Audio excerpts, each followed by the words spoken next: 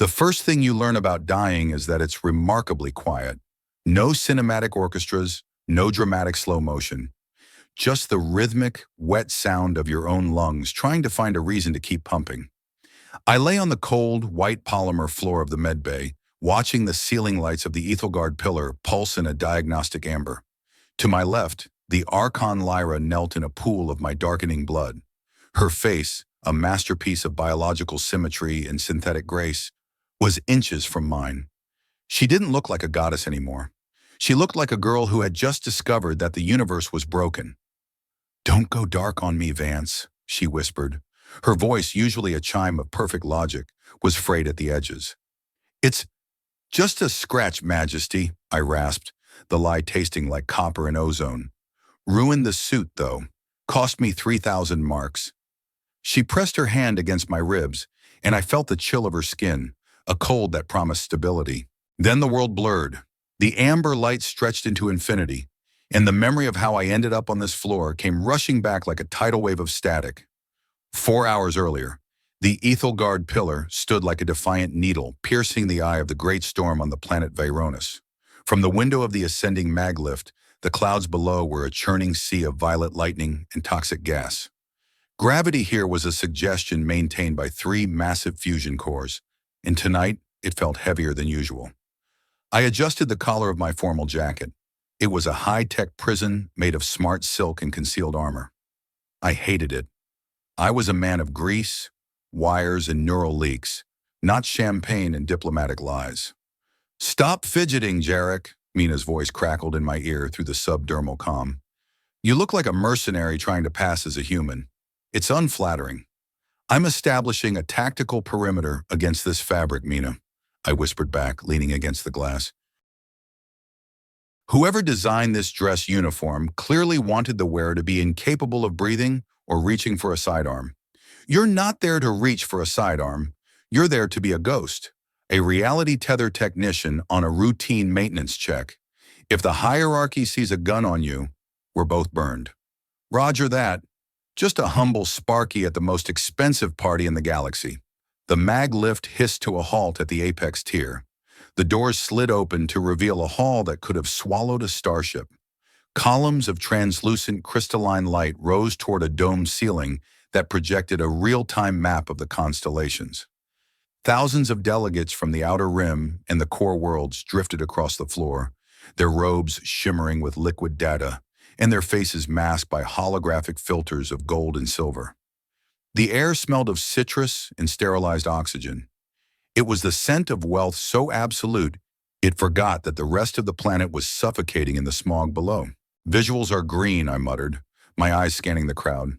"Security is heavy. I count 20 wardens in matte black plating.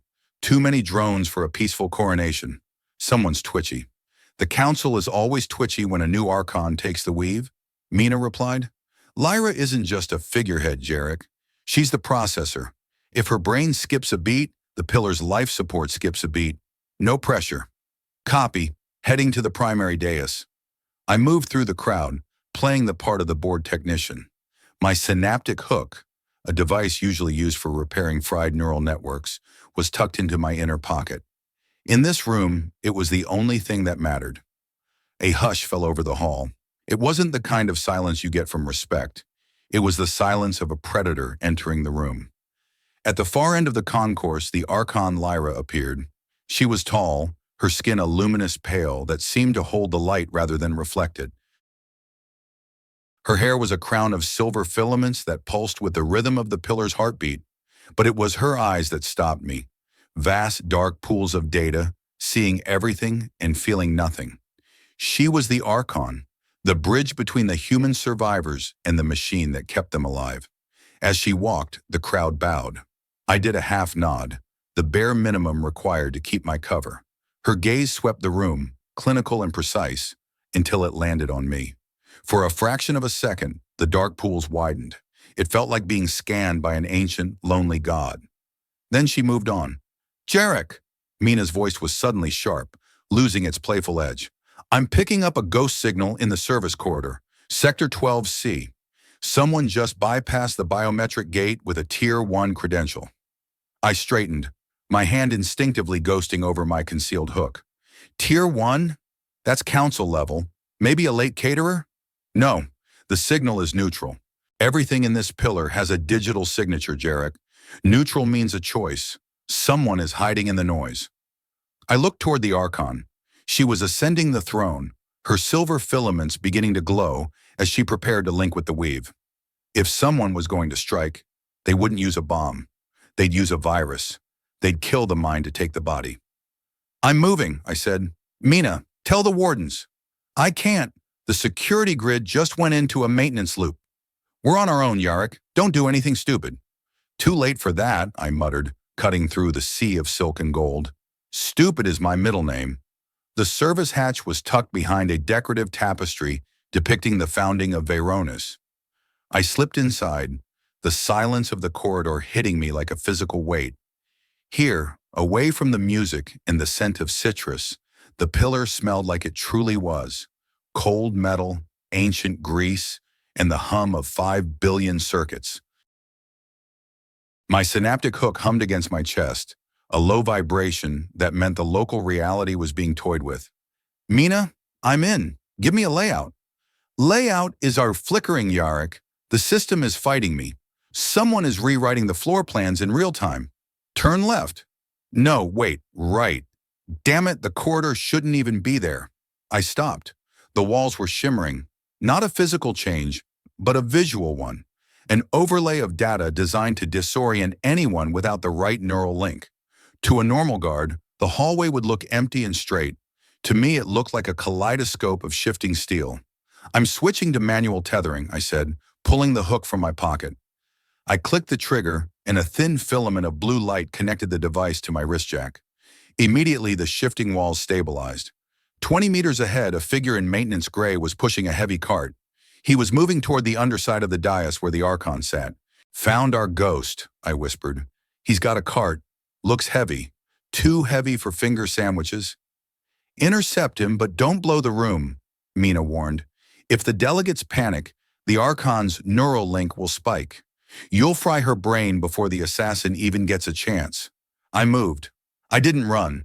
Running creates wind, wind creates noise. I glided, my boots dampened by the smart silk soles.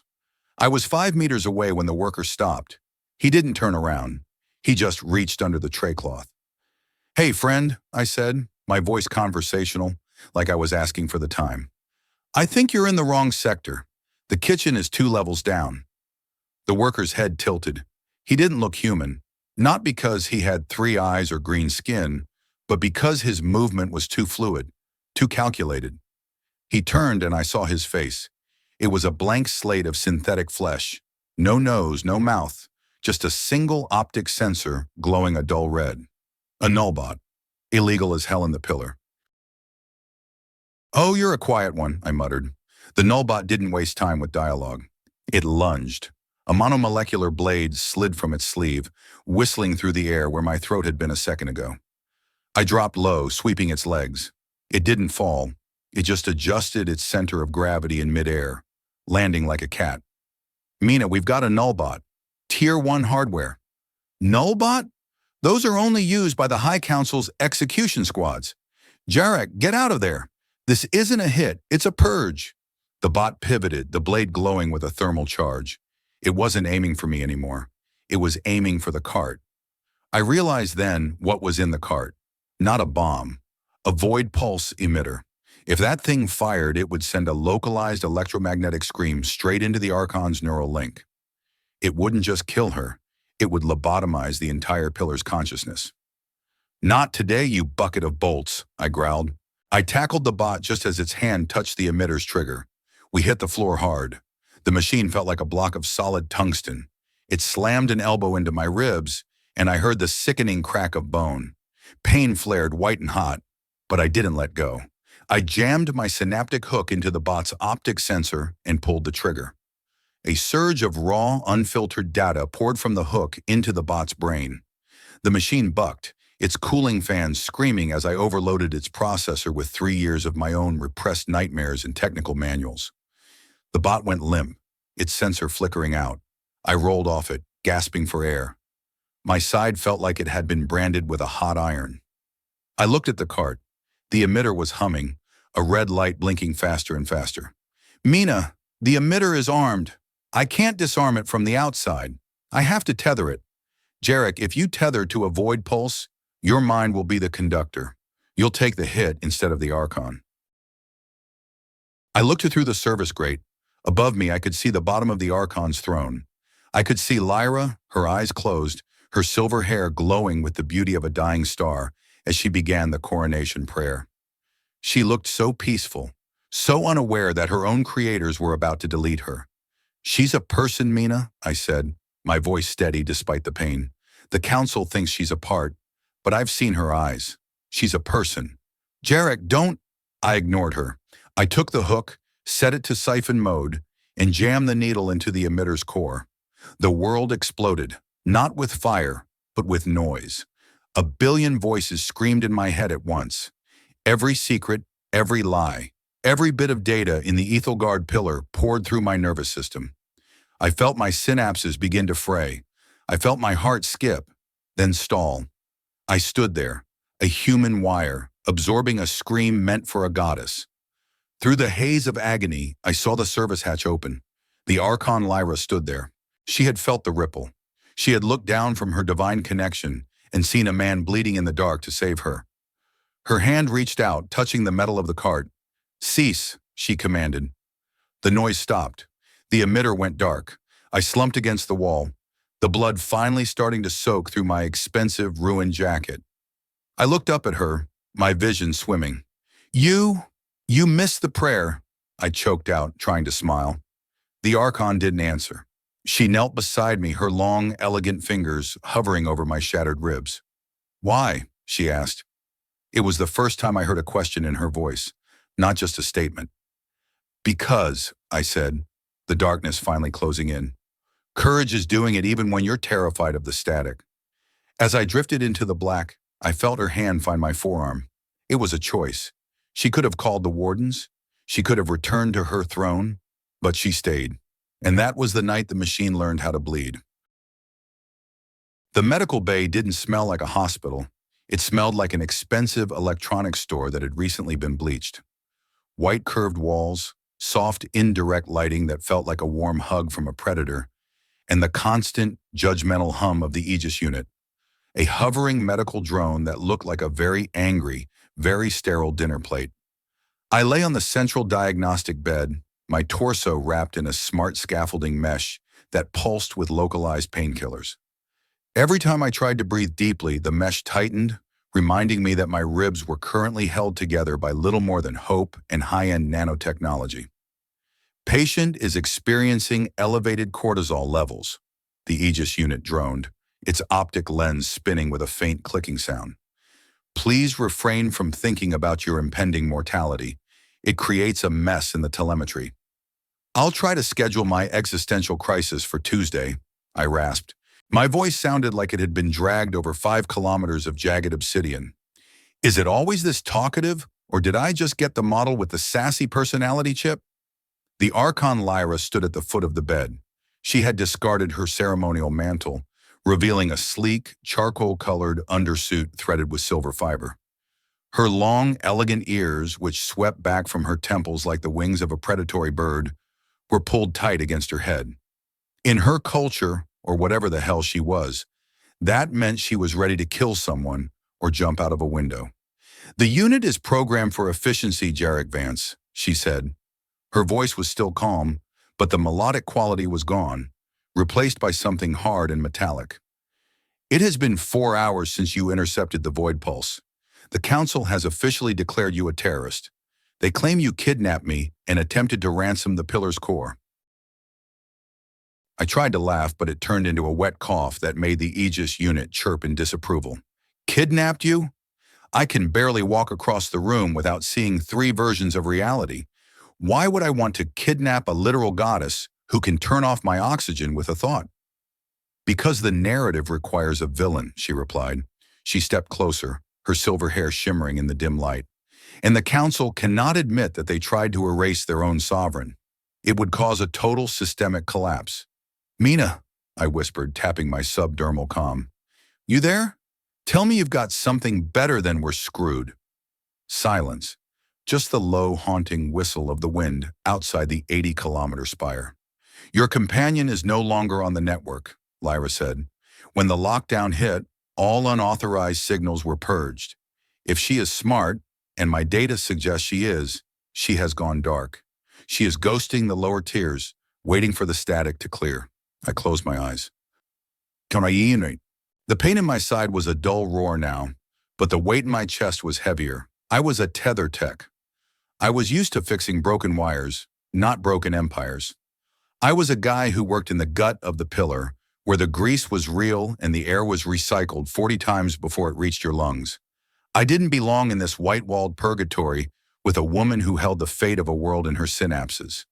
You need to leave, I said, opening my eyes to find her watching me with those vast dark pools. Go back to the hall. Tell them it was a misunderstanding. Tell them I'm the bad guy. I'll take the fall. I've been in a dozen lockups before. I can handle one more. Lyra's ears twitched, easing forward just a fraction. You speak of sacrifice as if it were a routine maintenance task. Why? You do not know me. To you, I am a symbol, a machine, a ruler who has never looked at your tier. I'm not doing it for the symbol, Majesty, I said, wincing as I shifted my weight. I'm doing it because that nullbot had cold eyes. And you, when you looked at me in the corridor, you looked scared. Gods shouldn't be scared. But people have every right to be. She went silent for a long moment. The Aegis unit hovered between us, its lens focusing and refocusing. I am sensing a biological anomaly, the drone said. The Archon's heart rate is fluctuating outside of the designated peaceful state parameters. Shall I administer a sedative to the Sovereign? Touch me and I will dismantle you for spare parts, Lyra said to the drone without looking away from me. The drone retreated 3 meters, its vents hissing in a way that sounded remarkably like a huff. Jarek Vance, Lyra said, her voice softening. The void pulse was not a rogue attack. It was a scheduled event. Every 50 years, the pillar undergoes what the Council calls the Great Alignment. They believe the Archon's personality becomes too individualistic, too sympathetic to the lower tiers. They use the pulse to wipe the slate clean, to return me to a state of pure logic. The realization hit me harder than the nullbot's elbow. A factory reset. They're trying to format your brain like a corrupted hard drive. Yes, but because of you, the pulse was diverted. I am still me, and for the first time in 200 years, I remember what the previous Archons felt. I remember the pain of the last reset. I remember the screams of the people during the last famine that the Council ignored. She reached out, her fingers ghosting over the smart mesh on my ribs. Her touch was cool, but I could feel a tremor in it. I am terrified, she whispered. My logic tells me to submit, to let them reset me so the pillar can remain stable. But whatever you call this feeling, tells me to fight. It's called being alive, Majesty, I said, and it's a total pain in the ass. Welcome to the club. Suddenly the medbay doors shimmered. The white polymer didn't open. It dissolved into a swarm of nanites that reorganized into a different shape. 2 wardens in matte black tactical armor stepped through the gap. They didn't have faces, just T-shaped visors that glowed with a predatory blue light. Sovereign, one of them said, his voice a synthesized bark. The Council requires your presence for the emergency session. The terrorist must be processed. He raised a heavy pulse rifle, the barrel humming as it began to cycle. I didn't think. I couldn't afford to. My body screamed in protest, but my instincts, the ones forged in the dark alleys of the industrial tiers, took over. I grabbed the Aegis unit by its hovering rim and flung it with everything I had. Hey, dinner plate, do your job, I yelled. The drone, offended and confused, collided with the lead warden's helmet. It didn't do much damage, but the surprise was enough. The warden's shot went wide, a bolt of blue energy melting a hole in the wall where my head had been. Move! I shouted at Lyra. I rolled off the bed, my ribs flaring in a supernova of agony. I hit the floor, ignored the black spots dancing in my vision, and grabbed the synaptic hook from the bedside table. Lyra didn't hesitate. She didn't scream like a damsel in a cheap hollow flick. She moved with the grace of a dancer and the lethal intent of a storm. She grabbed the pulse rifle from the second warden before he could level it, her silver hair whipping around her like a shroud of lightning. With a twist that looked physically impossible, she used the warden's own momentum to slam him into his partner. "The service hatch," she said, pointing to a small vent near the floor. "It leads to the cooling ducts." "That's a tight squeeze for someone with a broken chest," I wheezed, crawling toward it as the wardens began to scramble back to their feet. "Then I suggest you stop breathing for a moment," she said, her ears pinned back in determination. She fired a blind shot at the door controls, melting the sensor into a lump of slag. The nanites went haywire, the door gap sealing into a jagged wall of solid gray. It would buy us 2 minutes, maybe 3. I jammed myself into the vent, the metal cold against my face. I could hear the wardens slamming against the door behind us. I could hear the pillar groaning as the storm outside intensified. "Welcome to the gut, Majesty," I muttered as I started to crawl. "Try not to get any grease on the charcoal suit." "Jarek," she said from behind me, her voice echoing in the narrow shaft. "You are still bleeding." "Yeah, well," I grunted, pulling myself forward centimeter by painful centimeter. "It's a hobby of mine. Just keep moving. If we stay still, the static catches up. And I really hate static." We descended into the dark, leaving the sterile light of the upper tiers behind. We were heading into the heart of the machine, where the rules were different and the gods were made of rust. The cooling ducts of the Ethelgard pillar were a labyrinth of vibrating copper and stale air. For 3 hours we crawled through the darkness, the only sound the rhythmic thrum-thrum of the massive fans and the ragged sound of my own breath. Every time I stopped, the shadows seemed to stretch. The painkillers were wearing off, and my reality was starting to fray again. I saw ghosts in the pipes, flickers of my old crew, the ones I'd lost at the refinery 5 years ago. I saw the green light of the leak. I heard the hiss of escaping air. "Vance," Lyra's voice was a tether, pulling me back from the edge. "Your heart rate is spiking again. Your mind is wandering into the not now." "Just memories, Majesty," I whispered, leaning my back against a vibrating junction box. We had reached a small maintenance substation, a room no bigger than a closet filled with gauges and dusty screens. Static in the brain. It's a side effect of being a tether tech.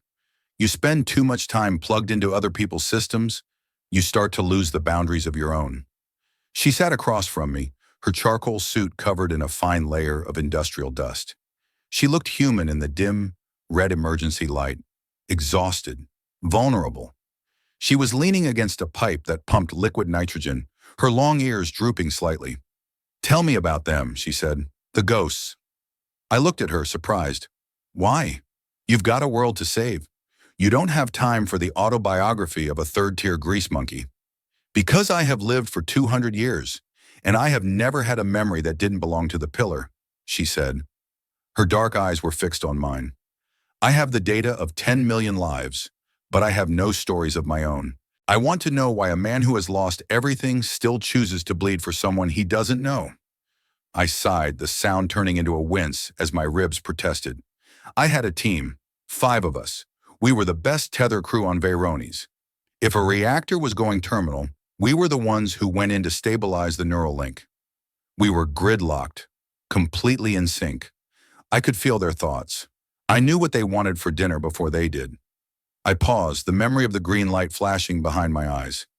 There was a leak at the Sonder refinery. Tier 4. The pressure was dropping fast. I was at the console. I had 5 seconds to seal the bulkhead. But I hesitated. I saw my friend Kyle still on the other side. He was reaching for the door. I thought I could wait. I thought I could be the hero. "But the physics didn't care about your hope," Lyra said softly. "The physics was a bitch," I said, my voice cracking. "The pressure blew the seals. I lived because I was on the right side of the glass. They didn't. I watched them turn into, well, they didn't make it. After that, I couldn't plug in anymore. Every time I touched a neural link, I heard them. I heard the static. I looked down at my hands shaking in the red light. So, I became a Sparky, a low-level repairman. I stayed away from the high-stakes jobs until Mina found me. She told me I could use my skills to help people without being gridlocked. She lied, of course. Here I am, locked into your mess. Lyra moved then. She didn't stay on her side of the room. She crawled over and sat right next to me, her shoulder touching mine. The silver filaments in her hair pulsed with a soft, comforting rhythm. "You did not hesitate tonight," she said. "I was too tired to be scared, I guess." "No, you were terrified. I felt it through the hook. Your fear was like a cold wind, but you moved anyway. That is not the absence of fear, Jarek Vance. That is something else, something the Council cannot program into me. It's called being a hardhead," I muttered, "too stubborn to know when to quit." "Perhaps," she leaned her head back against the wall, "the Council believes that by erasing my personality, they preserve the pillar. They think that individual pain is a flaw in the system, but sitting here in the dark with the scent of oil and the sound of your heartbeat, I think they are wrong. The pain is the system. It is the only thing that makes the stability worth having." Suddenly, the maintenance screen in the corner flickered to life. It wasn't the pillar's logo that appeared, but a graining, black and white video feed. "Jarek, you there, you big lug?" I scrambled toward the screen, my heart leaping. "Mina, you're alive!" Her face was bruised, and she was hunkered down in what looked like a trash compactor. "Barely. The wardens are cleaning house in the lower tiers. They're looking for any tether techs who might have helped you. It's a total foobar situation down here, Jarek. The squids, the Council's secret police, are out in force. We're in the cooling ducts, heading toward the gut," I said. "What's the play?" "The play is a bug out," Mina said, her voice urgent. "You need to get the Archon to the anchor point in Sector 7G. It's an old, decommissioned transmitter. If you can get her plugged in there, she can broadcast her neural data directly to the whole pillar. No Council filters, no static purge. She can tell everyone the truth." 7G, that's through the crusher zones," I said, looking at Lyra. "It's a death trap. It's the only way, Jarek. If the Council completes the reset, everyone in the lower tiers gets flatlined to make room for new, more compliant workers. They're going to reboot the whole damn population." The screen flickered and died as a heavy thud echoed from the duct we had just come through. "They found us," Lyra said, standing up and pulling a small crystalline blade from her sleeve, something she'd hidden during the escape. "The wardens are using thermal trackers." "Great," I said, pushing myself up with a groan. My smart mesh hissed as it injected another dose of stimulants into my side. My heart began to race, my vision sharpening into a jagged, hyper-focused edge. "I'm tired of being hunted. How about we give them some static rot of our own?" "What do you propose?" she asked, her long ears angling toward the sound of approaching boots. "This is a cooling station," I said, pointing to the liquid nitrogen pipes. "The wardens are hardwired into the pillar's tactical net. If I can create a thermal feedback loop, I can scramble their visors. They'll be blind for 30 seconds. And us. We'll be running like hell," I said. "In the dark. Can you see in the dark, Majesty?" She looked at me, and for the first time, her eyes didn't look like data. They looked like stars. "I can see everything, Jarek Vance." I grabbed a heavy wrench from the floor and slammed it into the valve of the nitrogen pipe. The metal shrieked, then snapped. A cloud of freezing white mist erupted into the room, obscuring everything in a freezing veil. "Now!" I yelled. We burst out of the substation and into the main corridor. Behind us, I heard the wardens enter the room. I heard their synthesized voices glitching as the thermal sensors in their helmets tried to process the sudden drop of 100 degrees Celsius. "Contact lost," one barked. "Visor error. Rerouting. Rerouting." We didn't wait for them to finish. We ran. My ribs felt like they were being crushed by a hydraulic press, and every step was a gamble with consciousness. But Lyra was there, her hand gripping my arm, her strength far greater than her slender frame suggested. We weren't just a technician and a queen anymore. We were two ghosts in a machine that wanted us dead, moving through the rust and the shadows toward a light we weren't even sure existed. 7G is 2 kilometers down," I shouted over the roar of the fans. "Keep your head down. The squids are fast, but they don't know the pipes like I do." "I am not afraid, Jarek," she called back, her silver hair streaming behind her like a comet's tail. "Liar," I yelled, a grin breaking through the pain. "But that's okay. Being a liar is part of being human." We plunged deeper into the gut. the heart of the Ethelgard pillar beating around us, unaware that its soul was currently running for its life. The crusher zones were aptly named. They were the atmospheric transition chambers of the Ethelgard pillar, where the air from the high-pressure gas giant below was scrubbed, compressed, and sucked into the spire's internal lungs. Here, gravity was not a polite constant maintained by gold-plated generators. It was a localized, grinding force that fluctuated with every beat of the massive intake valves. We had been descending for 3 hours, or was it 4? Time had become a liquid, dripping slowly into the dark. My ribs were no longer just a source of pain. They had become a choir of screaming voices, each one hitting a high note every time I dragged oxygen into my lungs. Jarek? Lyra's voice was a whisper, yet it cut through the industrial thunder of the pistons. The gravity in the next corridor is fluctuating toward 3 Gs. Your skeletal structure, it cannot sustain the load in your current condition. I've had worse, I lied, leaning heavily against a copper-plated wall that was vibrating so hard it felt like it was trying to hum my teeth out of my gums. I once spent 24 hours in a centrifuge on Verones Prime on a dare. This is basically a spa day. Your heart is lying to me, she said. She was standing barely a meter away, her silver filaments now the only source of light in the gloom. The dust of the lower tiers had turned her charcoal suit into a mottled gray, but she still moved with that unsettling liquid grace. I can feel the cortisol spike. I can hear the microfractures in your smart mesh. If we continue like this, you will be scuttled before we reach the Sector 7G gates. We don't have a choice, Majesty, I rasped. The squids are behind us, and the static purge is ticking down. If we don't reach the anchor point, we're both just scrap metal and bad memories. The corridor ahead of us groaned, a deep, metallic sound that vibrated in my marrow.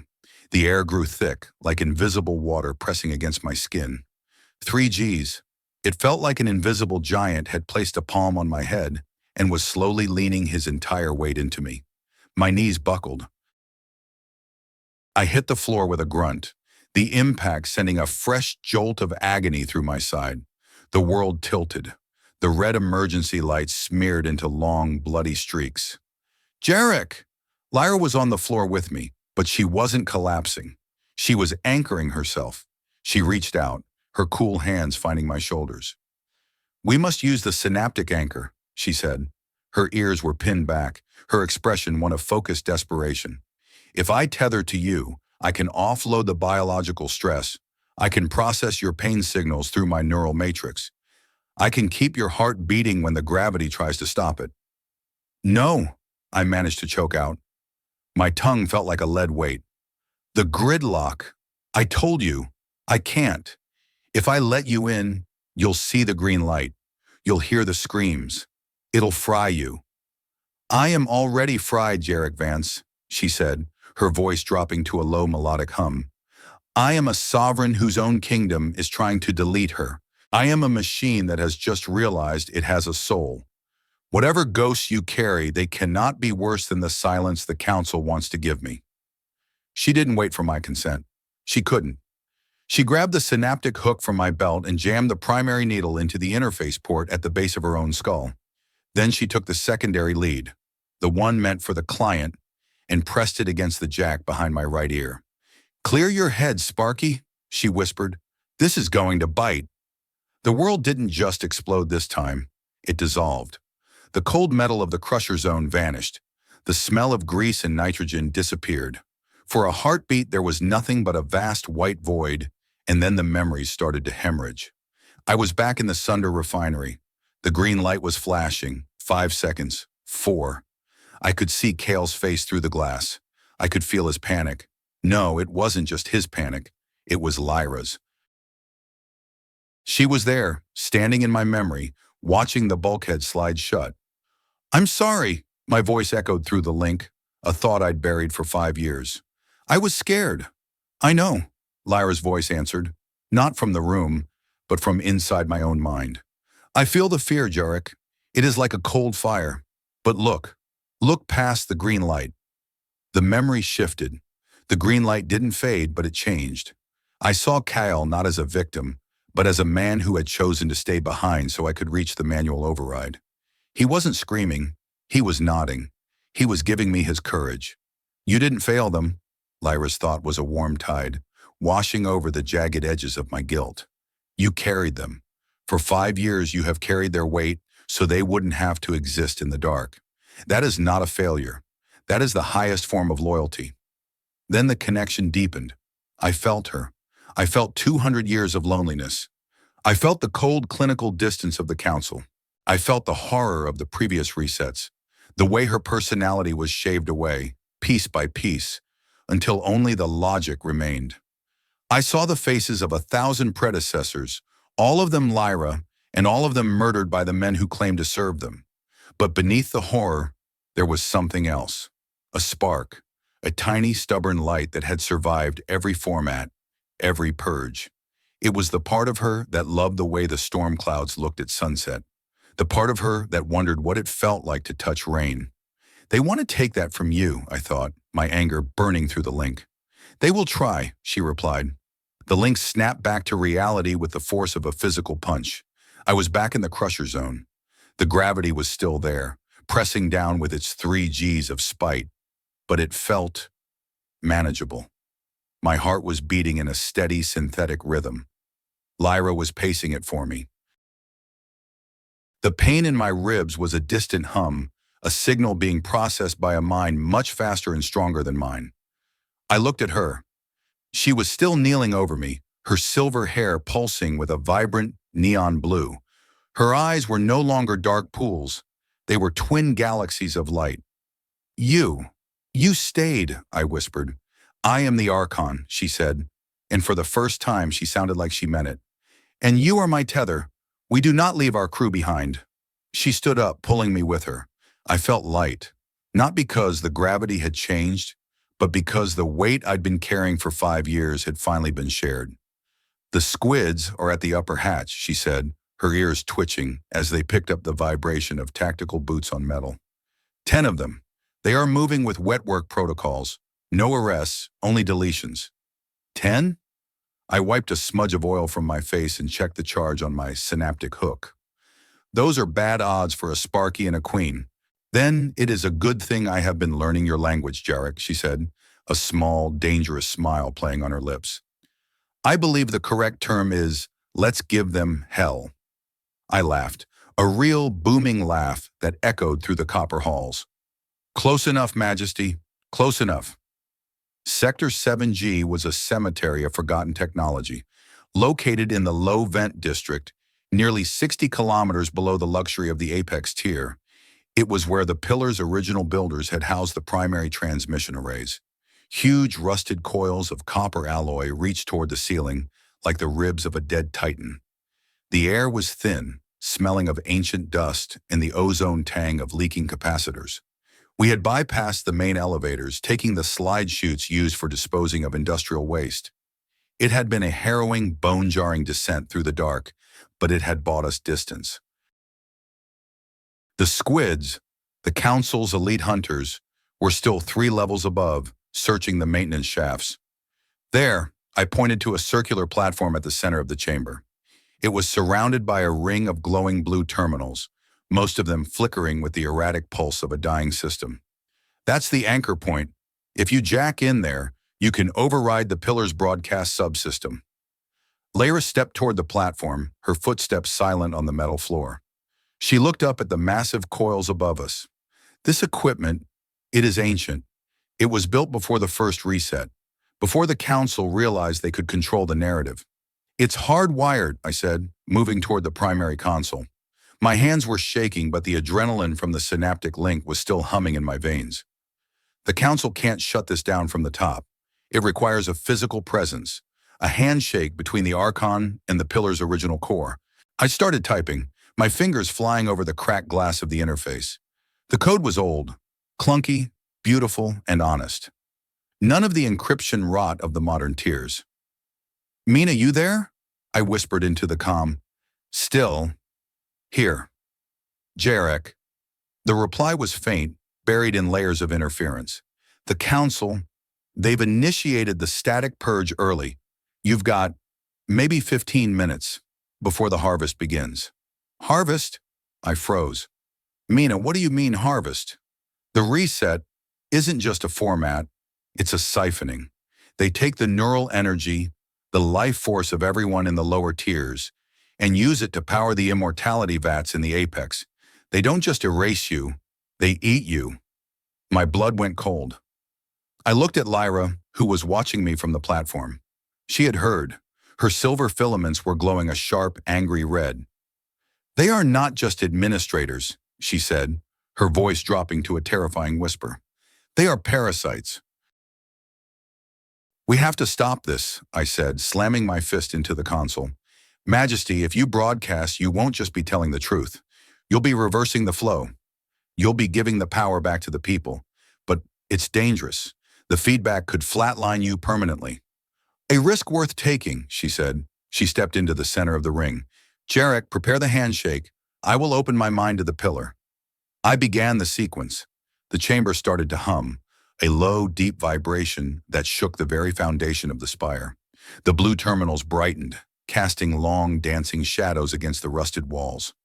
Suddenly, the heavy blast doors at the far end of the chamber buckled. A pulse grenade shattered the silence, a wave of white light and sonic distortion that sent me sprawling across the floor. My vision went white, my ears ringing with a high-pitched scream. Target sighted! A synthesized voice barked. I blinked, the world slowly coming back into focus. 4 squids were in the room. They weren't like the wardens. They were smaller, faster, their suits covered in a shimmering chameleon silk that made them nearly invisible against the shadows. They didn't carry rifles. They carried neural spikes, long, glowing needles designed to bypass armor and fry the brain's motor functions. Protect the anchor, I yelled, scrambling for my hook. One of the squids blurred toward me, its movement a jagged glitch in the air. I swung my wrench, but the machine man was too fast. It caught my wrist, the grip like a steel trap, and prepared to drive its spike into my chest. Leave him alone. The voice didn't come from Lyra's mouth. It came from the very air of the room. A wave of raw kinetic energy erupted from the platform. The squid holding me was flung backward, crashing into a copper coil with a sound like a falling anvil. The other 3 hunters were shoved toward the walls, their chameleon silk flickering and failing as the anchor's power surged through the chamber. Lyra was hovering 3 inches off the floor. Her silver hair was no longer filaments. It was a crown of pure, crackling lightning. Her eyes were solid white, glowing with the fury of a world that had finally decided to wake up. You are the static, she said to the squids, and I am the signal. The hunters scrambled to their feet, their training overriding their shock. They moved in unison, a coordinated swarm pattern designed to overwhelm a single target. They drew their spikes and lunged. I didn't wait to be a spectator. I jammed my synaptic hook into the main power lead of the console. Lyra, take the juice, I screamed.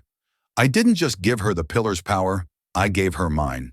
I opened the synaptic anchor between us once more, but this time I didn't hold anything back. I gave her my stubbornness. I gave her my anger at the council. I gave her the memory of every person I'd ever seen suffer in the shadows of the pillar. The feedback hit me like a physical blow. My nose began to bleed, and I felt my consciousness starting to tear at the seams. But I held on. I became the bridge. On the platform, Lyra became a goddess of the gut. She didn't use weapons. She used the pillar itself. She reached out with her mind, and the massive copper coils responded. They groaned, twisting like living things, and lashed out at the squids. One hunter was crushed instantly under a ton of ancient metal. Another was incinerated as a localized surge of electricity arced from the ceiling. The remaining 2 tried to flee, but the doors had already sealed. There is no bug out for you, Lyra said, her voice echoing with 1,000 different tones. She made a simple, crushing gesture with her hand. The air in the room suddenly solidified, the pressure spiking to 100 atmospheres for a single heartbeat. The squids didn't even have time to scream. Their suits collapsed, their neural networks flatlining in a spray of sparks. The room went quiet. The only sound was the heavy rhythmic hum of the anchor. Lyra drifted back to the floor, the lightning in her hair fading back to silver. She slumped, her knees hitting the metal with a soft thud. I crawled toward her, my breath coming in ragged gasps. Every part of me felt like it had been put through a meat grinder, but I was still alive. Barely. Majesty? I reached out, my hand trembling as I touched her shoulder. She looked at me, and the white glow in her eyes receded, revealing the dark pools again. But they weren't the same. They were filled with tears. I felt them, Jarek, she whispered. Every single one.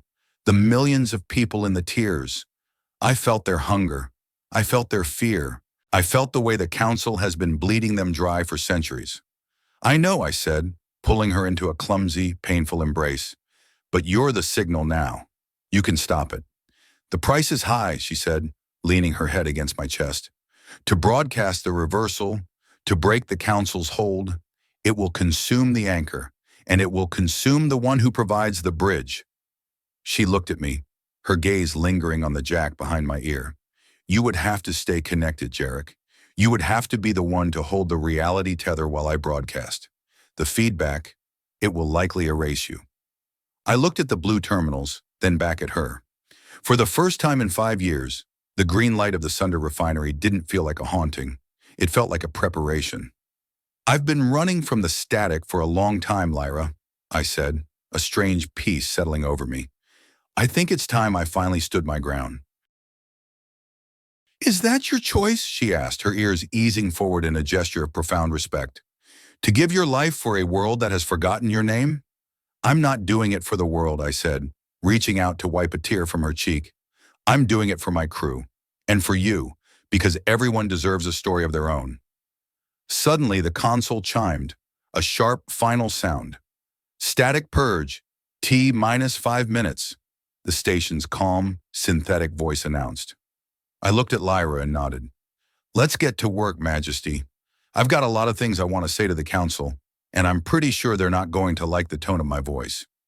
We stood together on the platform, a broken technician and an awakening queen, ready to turn the pillar's scream into a song of rebellion.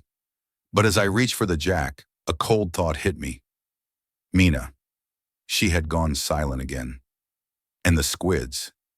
They hadn't been the primary threat. The turning point wasn't just about the council's harvest. It was about who was truly leading the squids. Wait, I muttered, my hand freezing. Lyra, the squids. Their tactical net. I caught a glimpse of the command node before I fried it. What did you see? The authorization didn't come from the Chamberlain, I said, the horror dawning on me. It came from a ghost node, a signature that matches the one who hired me. I looked at the comm in my ear. Mina? No answer. Only the low, mocking whistle of the wind 80 kilometers above us. The realization was a knife in the dark. I hadn't been hired to save the Queen. I had been hired to be the perfect, expendable conductor for her destruction. And now I was exactly where the real enemy wanted me to be. Jarek, Lyra's voice was filled with sudden concern. What is it? We've been played, Majesty, I whispered. The trap isn't the purge. The trap is me. The realization didn't hit me with a bang. It was more like the slow, sickening creep of a neural leak, a cold, numbing sensation that starts at the base of your skull and eventually turns your world to gray. Mina, my partner, the woman who had pulled me out of a gutter in Verona's prime and given me a reason to hold a wrench again. She hadn't just found me, she had curated me. She'd known about the Sunder refinery, known about my tendency to gridlock with the ghosts of my past, and she had waited for the perfect moment to plug me into a goddess. Jarek! Lyra's voice was sharp, cutting through the static in my head. She stepped off the platform, her silver filaments pulsing with a wary rhythmic amber. You are flatlining. Your consciousness is retreating into a defensive loop. Talk to me. The signal, I managed to say, my hands shaking as I stared at the dead comlink in my palm. The command node that sent the squids to this sector. It's registered to Mina's personal rig. She didn't get scuttled by the council, Lyra. She's the one pulling the trigger. Lyra's ears pinned back so tight they looked like serrated blades. Why? She is a human. This harvest will destroy her people as much as it preserves the apex. Not if she's the one holding the collection bowl, I growled. She didn't want to save you, Majesty. She wanted to siphon you. She needed a tether tech who was desperate enough to jump into the fire and strong enough to hold the connection while she drained the pillar's core into a private server. I looked at the massive copper coils above us. They weren't just antennas. They were the primary conduits for the harvest, and I was standing right in the middle of the funnel. "She's playing both sides of the street," I whispered. "She sold the council the idea of a reset to get them to initiate the purge. And then she sold me the idea of a rebellion, so I'd open the back door for her. She's not a rebel. She's a vulture tech." Haha, she's waiting for the whole system to crash so she can pick the bones clean. Suddenly, every screen in the chamber flickered to life. The static cleared, replaced by the face I had trusted for 3 years. Mina didn't look bruised anymore. She was sitting in a high-back chair in a room that smelled of clean oxygen and expensive data vats. "Don't look at me like that, Jarek," she said, her voice smooth, stripped of the street slang she'd used to earn my trust. "It's unbecoming. You're a professional. You should know that in a world of predators and prey, being the bait is a legitimate career path." "Mina," I said, my voice a low, dangerous rumble, "I'm going to find you, and I'm going to shove this synaptic hook so far into your ghost node that you'll be hearing static for the next 50 years. She laughed, a dry, clinical sound. "Always the tough guy, Sparky. But let's look at the telemetry, shall we? You're in a locked chamber 60 kilometers below the surface. The static purge is at 4 minutes and counting. You have two choices. You can pull the plug, which will flatline the Archon and leave you to rot in the dark. Or you can complete the bridge, which will save the pillar, but turn your brain into a very expensive puddle of melted neurons." I looked at Lyra. She was watching the screen with a terrifying, alien stillness. "And what do you get, Mina?" Lyra asked. "I get the source code, Majesty," Mina replied, her eyes gleaming with a feverish light. "The unedited, raw data of the Archon, the immortality script. With that, I won't just be a technician. I'll be the one who decides who lives and who gets recycled on every pillar in the cluster." "You're foobar in the head, Mina," I spat. "You think you can handle that much data? It'll burn you out in 10 seconds. That's why I have you, Jarek," she said, leaning toward the camera. "You're the filter. Your guilt, your ghosts, your gridlock, it makes you the perfect dampener. You'll take the heat, and I'll take the pay dirt. It's poetry, really." The screen went black. The hum of the anchor point shifted from a low vibration to a high-pitched, tooth-rattling whine. The blue terminals turned a violent, screaming red. "T-minus 3 minutes, the pillar's voice announced. The chamber began to groan. Dust fell from the ceiling in thick, choking clouds. The crusher zones above us were opening, and the first waves of the neural harvest were starting to bleed into the circuits. I could feel it, a faint, distant scratching at the back of my mind, the sound of 10 million people losing their grip on reality. "Jarek," Lyra said. She wasn't looking at the screens. She was looking at me. "We cannot do it. We must bug out now. There is a service tunnel in the subfloor. It might lead to the exterior vents. We can take our chances in the storm." I looked at the synaptic hook in my hand. Then I looked at the Archon, the woman who had learned to cry because I'd shared a memory with her. "If we leave, the harvest completes," I said. "Mina gets the code, the council gets their immortality, and everyone in the lower tiers, everyone like me, gets turned into biofuel." "But if we stay, you die," she whispered. Her silver filaments were dimming, her body reacting to the encroaching static. "You are my tether, Jarek. I will not be the one to scuttle you." I felt the fear then. It wasn't the cold, distant fear of the Sunder refinery. It was hot, sharp, and visceral. I didn't want to die.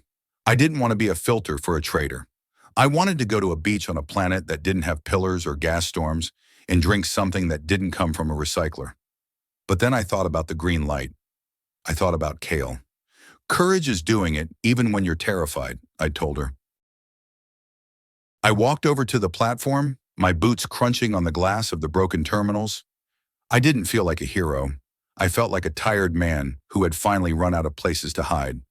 "I spent 5 years thinking I was the bad luck charm," I said, looking Lyra in the eyes. "Thinking that every time I plugged in, someone died. But maybe that was the wrong way to look at it. Jarek, please. Maybe I wasn't the death sentence," I continued, reaching for the jack behind my ear. Maybe I was the only one who could handle the weight. And if I'm the filter, then I get to decide what gets through. Not Mina, not the council. Me. I grabbed the secondary lead from the anchor and held it up. We're not going to give her the code, Lyra. We're going to give the pillar back to the ghosts. What are you saying? I'm saying we overclock the system, I said, a grim smile playing on my lips.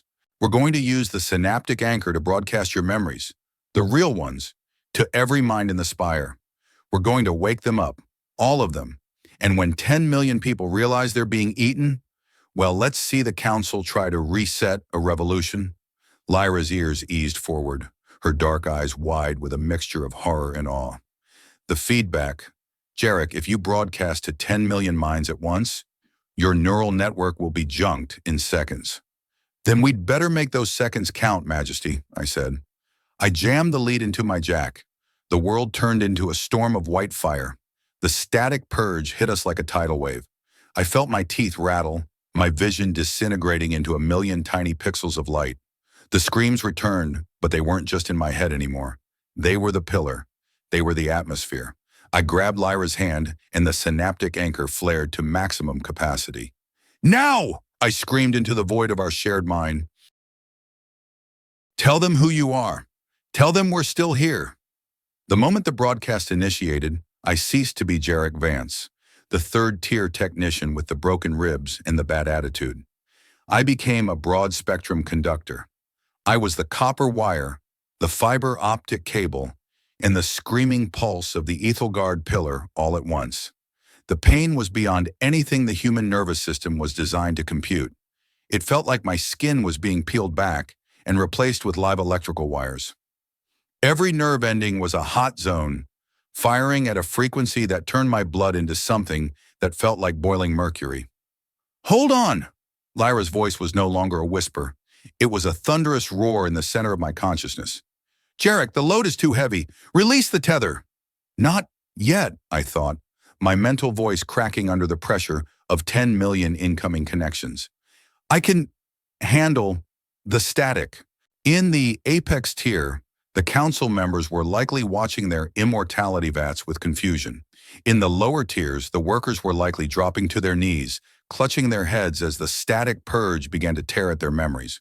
But then, the signal changed.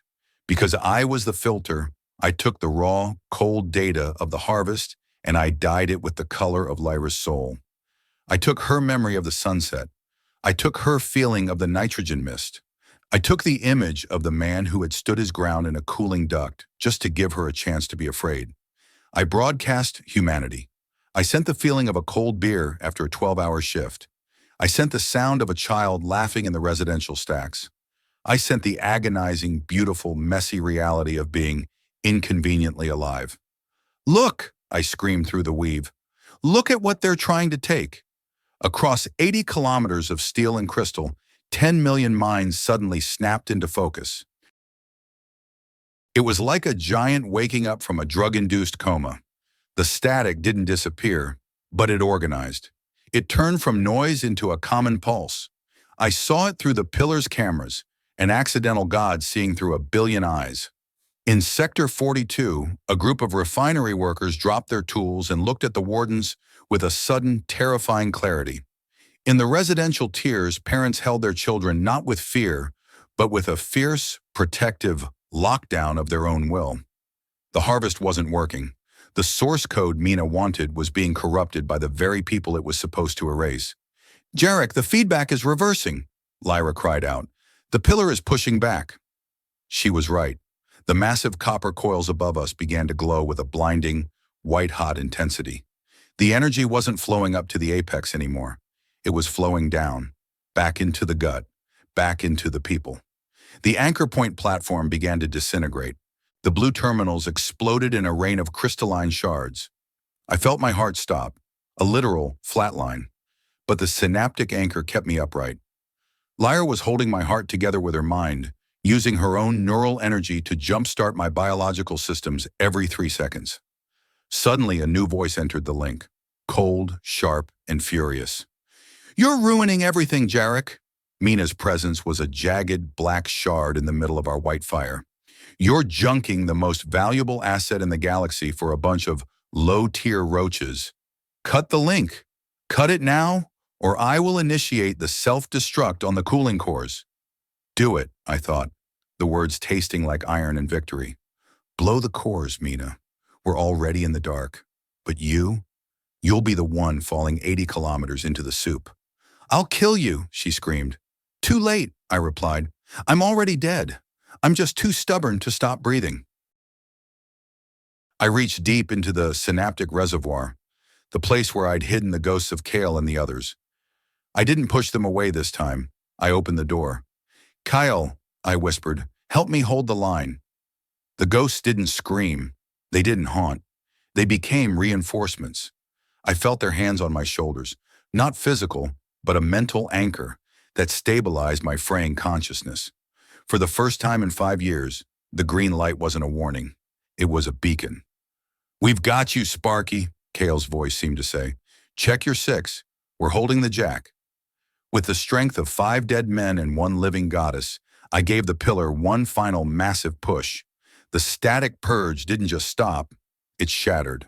A shockwave of neural energy erupted from the anchor point, traveling up the spire like a lightning bolt in reverse. It hit the apex tier with the force of an orbital strike. I saw the Council's immortality vats shatter. I saw the Chamberlain's golden throne room dissolve into a chaos of sparking electronics and panicked aristocrats. And in her private server room, I saw Mina. The source code she had tried to steal wasn't a prize anymore. It was a viral load. 10 million angry souls poured into her private network, overloading her ghost node in a split second. Her screens exploded. Her high-backed chair was thrown across the room. She was left sitting in the dark, surrounded by the scrap of her own ambition. Then the world went quiet. The white fire vanished. The screaming stopped. I fell back against the copper coil, the synaptic hook finally sliding out of the jack with a sickening hiss of steam and burnt polymer.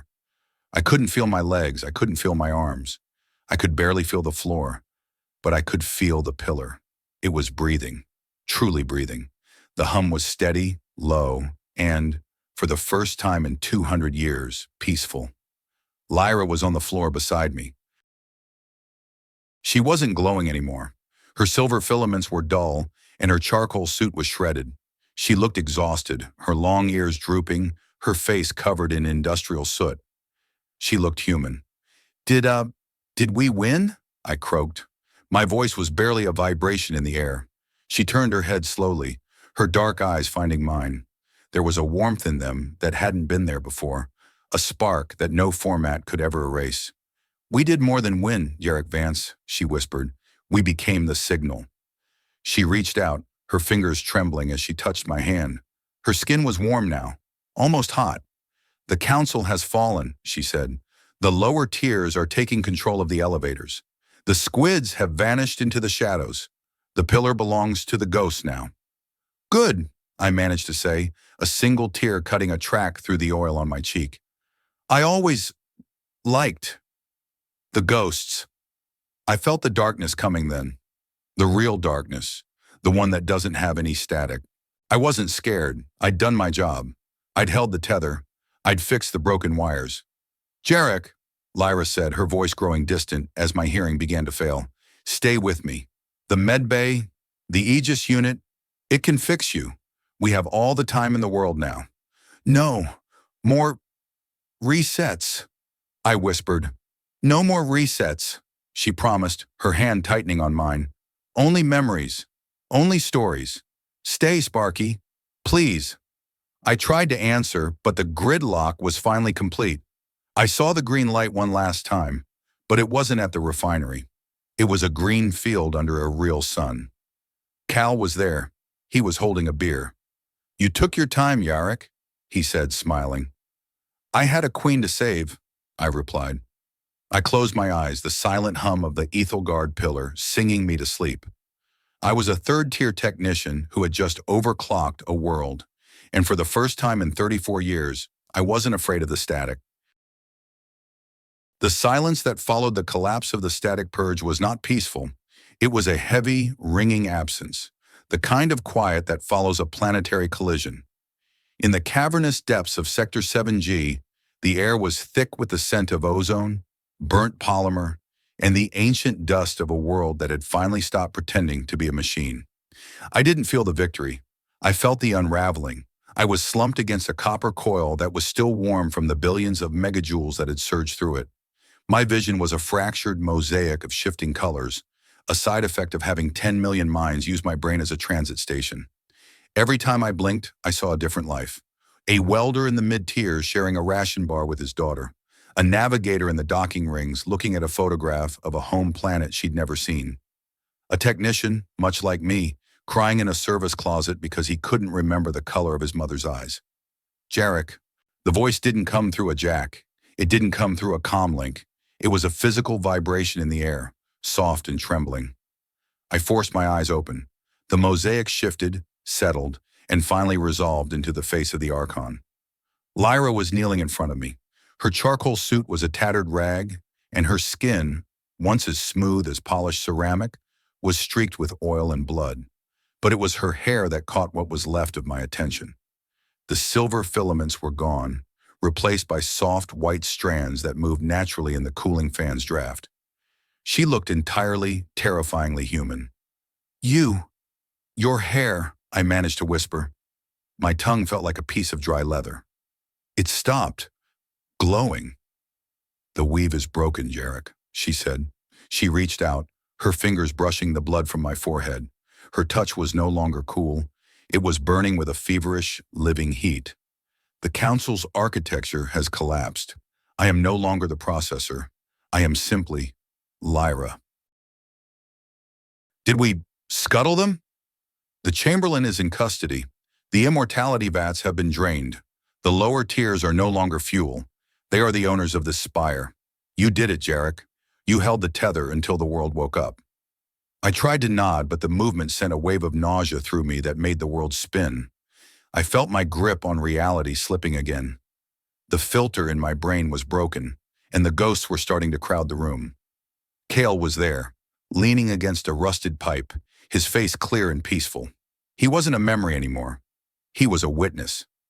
Mina, I croaked. She is alive, Lyra said, and for a moment, a shadow of the old regal coldness flickered in her eyes. She is trapped in her own network, drowned in the very data she tried to steal. She will spend the rest of her days listening to the voices of the people she tried to consume. It is a fate more honest than any prison. Suddenly, the heavy blast doors at the end of the chamber began to groan. They didn't slide open with the smooth, silent efficiency of the apex. They shrieked and buckled as manual overrides were applied from the outside. A group of workers burst into the room. They weren't wardens in matte black armor. They were people from the gut, men and women in grease-stained overalls, carrying industrial torches and improvised wrenches. They stopped when they saw the wreckage of the anchor point. They stopped when they saw the Archon kneeling over a broken technician. A tall, broad-shouldered man with a prosthetic arm stepped forward. I recognized him from the mosaic in my head. He was a master welder from Sector 42. Is it true? He asked, his voice echoing in the dead chamber. The voices, the memories. Did she really show us? Lyra stood up slowly. She didn't tower over them as a goddess. She stood among them as a survivor. I showed you what was stolen, she said, her voice ringing with a new raw power. I showed you that you are not parts of a machine. You are the life of this pillar. And this man, this technician, he was the one who carried your weight so I could reach you. The welder looked at me. He didn't bow. He didn't salute. He simply walked over, knelt down, and placed a heavy, calloused hand on my shoulder. You're a hell of a Sparky, son, he whispered. I just hate static, I managed to say before the darkness finally surged back. The last thing I felt was not the coldness of the floor, but the collective warmth of hands lifting me up. They carried me through the dark, through the cooling ducts, and up toward the light. I heard the pillar groaning around us, but it wasn't a sound of decay. It was the sound of a ship changing course. We were 80 kilometers above the surface of a toxic planet, surrounded by a storm that could tear steel to ribbons. But for the first time in 34 years, I felt like I was standing on solid ground. I woke up 3 days later in the Apex medbay. It was the same room where the nightmare had started, but the atmosphere had changed. The white walls were still there, but someone had draped a heavy, colorful tapestry over the diagnostic screens. A piece of hand-woven fabric from the residential tiers. The air didn't smell like sterile citrus anymore. It smelled like real coffee and the faint, sweet scent of mountain lilies that someone must have brought from a private conservatory. The Aegis unit was hovering near the foot of my bed. It was silent, its optic lens pulsing with a soft, steady blue. "Patient is conscious," the drone announced. Its voice had been recalibrated. It no longer sounded like a judgmental dinner plate. It sounded almost relieved. "Heart rate is stabilizing at 65 beats per minute. Neural pathways are 68% repaired. Heroism levels are currently unmeasurable." "I told you to shut up 3 days ago," I croaked. "Actually, it was 4 days, 7 hours, and 22 minutes ago," the drone replied. "I have filed your complaint in a folder labeled Things I Will Ignore for Your Own Good." I tried to sit up, and for the first time my ribs didn't scream. They just gave a dull, respectful throb. The smart mesh had done its job, and the filter burn in my brain had receded into a manageable headache. "Jarek." I turned my head. Lyra was sitting in the chair beside the bed. She was wearing a simple white tunic, and her silver hair, the real hair, was tied back with a piece of copper wire. She looked tired, but her eyes were clear. "You stayed," I said. It was the only thing that mattered. "I told you I would," she replied. She reached out and took my hand. Her skin was warm, the pulse in her wrist steady and strong. "The council is gone, Jarek. A provisional government has been formed from the tier leaders. They wanted to hold a parade for you, but I told them you'd likely try to scuttle the floats." "Good call," I said, a small smile tugging at the corners of my mouth. "I'm not much for parades. I prefer the quiet." "Then you are in the wrong place," she said, nodding toward the window. I looked out. The great storm of Veronis was still there, but the clouds were thinning. For the first time in the history of the Ethelgard Pillar, you could see the stars. And below us, on the docking rings and the service platforms, millions of tiny lights were flickering. Not the cold, synchronized lights of the computer grid, but the chaotic, beautiful lights of a million individual lives. "What happens now, Majesty?" I asked. "Now," she said, leaning closer until I could see the tiny, human imperfections in her dark eyes. "We learn how to live without a script. We learn how to be inconveniently alive." "That sounds like a lot of work." "It is," she said. "But I think I know a very good technician who can help with the repairs." I squeezed her hand, and for a moment, the silence in the room was the most beautiful thing I had ever heard. The ghosts were gone, replaced by a single, living presence. I was Jarek Vance, a third-tier Sparky who had saved a queen, and I realized that the price of being the signal was high, but the view from the other side was worth every single mark. Recovery in the Ethelgard Pillar was a slow, messy process, much like the revolution that had birthed it. For 2 weeks, I was a prisoner of the medbay, subjected to the Aegis unit's endless diagnostic sweeps and Lyra's quiet, persistent presence. The pillar was changing. You could feel it in the vibrations of the deck plates. The law of static had been repealed, and the air was filled with the noise of a world trying to find its voice. There were arguments in the corridors, laughter in the mess halls, and the constant rhythmic sound of hammers and torches as the workers repurposed the council's luxury suites into communal spaces. The hierarchy was gone, replaced by the convergence, a messy democratic council of tier representatives who spent most of their time shouting at each other.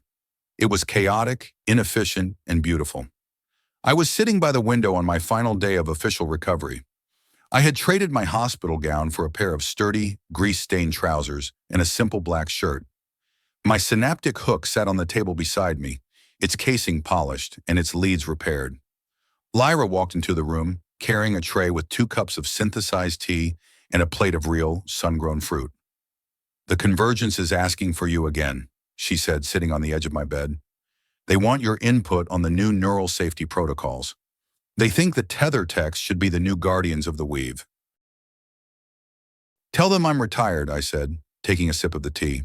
It tasted like bitter herbs in victory. "I've had enough neural data for one lifetime. I just want to fix things that have actual wires. They will not take no for an answer, Jarek. You are a symbol now. The man who held the reality tether. I'm just a guy who did his job, Lyra. The same as the guy who fixes the plumbing or the woman who flies the shuttles. If we start making symbols out of people, we're just building another apex. She smiled, a real, wide smile that reached her eyes. I told them exactly that. I believe the welder from Sector 42 threatened to throw the next representative off the docking ring if they didn't leave you alone. I like that guy, I muttered. I stood up, testing my weight. My ribs gave a small, stubborn twinge, but I ignored it. I walked to the window and looked out at the sprawling, vertical city I had called home for 34 years. Below us, in the low-vent district, the anchor point was being turned into a memorial. They weren't cleaning up the wreckage.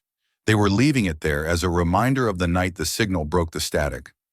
I felt a sudden, sharp pang of reflection. I looked back at the man I had been when I stepped into the maglev 3 weeks ago. I had been a ghost, haunted by the green light of the Sunder refinery, hiding my fear behind layers of sarcasm and oil. I had thought that courage was something you only had when you weren't scared, that the heroes were the ones who didn't feel the static. I was wrong. I looked at my hands, the hands that had held the lead and felt the screams of 10 million people. They were scarred, shaking slightly, but they were mine. I spent 5 years running from the sound of my own name. I thought that by staying in the shadows, by being just another Sparky in the gut, I could avoid the cost of being connected. I believed that every time I reached out to touch another mind, I was just inviting more ghosts into the room. I looked at the Sunder refinery as my final chapter, a permanent stain on my soul that proved I wasn't enough. But as I stand here, looking at the stars through a window that used to be a barrier, I realized that the static wasn't the enemy. The silence was. The silence of the council, the silence of the apex, and the silence I had imposed on myself. I learned that you can't fix a broken world by staying isolated. You have to be willing to be the filter. You have to be willing to let the pain of others pass through you, not to destroy you, but to clarify who you are. Courage isn't a lack of fear. It's the decision that something else is more important than that fear. It's the choice to stay by someone's side when the world is screaming at you to run. I didn't save the queen because I was a hero. I saved her because she was a person who was being told she didn't exist. And in saving her, I found the parts of myself I thought had died in the green light 5 years ago. We are all just tethers, holding on to each other in the storm, and as long as we don't let go, the static can't win. Lyra stood up and walked over to me. She didn't say anything. She just stood by my side, her shoulder touching mine, watching the sun set over the violet clouds of Veroni. The light hit the pillar at a sharp angle, turning the golden glass into a spectrum of copper and fire. It was beautiful. It was imperfect. It was home. Jarek, she said softly, what will you do now? I heard the cooling fans in Sector 12 are making a hell of a noise, I said, reaching for my synaptic hook. Someone needs to check the bearings. And after that, maybe I'll learn how to grow some of those lilies. She laughed, and the sound was more beautiful than any coronation prayer. I think I would like to see that. I looked at the hook in my hand, then out at the millions of flickering lights below. The Ethelgard pillar was no longer a monument to power. It was a testament to the fact that even in the darkest void of space, even 80 kilometers above a toxic grave, people will always find a way to be inconvenient. I have spent my life repairing the things that other people broke, usually with a wrench and a bit of dark humor. But as I look out at this new world, I can't help but wonder about you, out there in your own tears, your own storms. I was terrified to let anyone in, terrified that my own failures would be the only thing they saw. I thought I was protecting myself, but I was just building my own prison out of static. What about you? What are the walls you have built to keep the world at a distance? And if you reached out, if you truly allowed yourself to be the tether for someone else, what kind of signal could you broadcast into the dark? I took Lyra's hand and we walked toward the door together. The med bay doors opened with a loud, honest creak of unoiled hinges, and we stepped out into the noise of a living world.